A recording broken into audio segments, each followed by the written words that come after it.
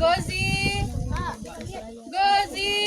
Syederalun puluhan siswa SMP Siswa Alam Biren atau Sabir Bukit Teguh Kota Juang Biren pada Sabtu 24 Februari 2024 berkunjung ke objek wisata Waduk Payani Kuta Blang Biren.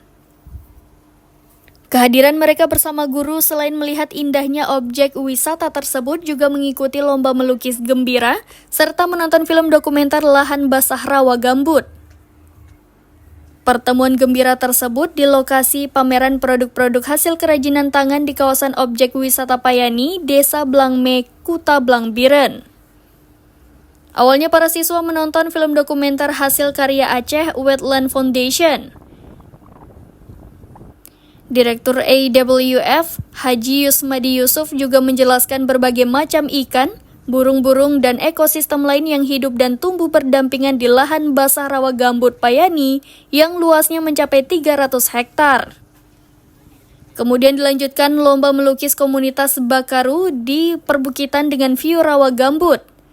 Para siswa bebas melukis alam rawa gambut, hewan, dan apa saja sesuai dengan keinginan para murid. Dari Biren, Yusmadin Idris, serambinews.com. Download Tribun X sekarang, menghadirkan lokal menjadi Indonesia.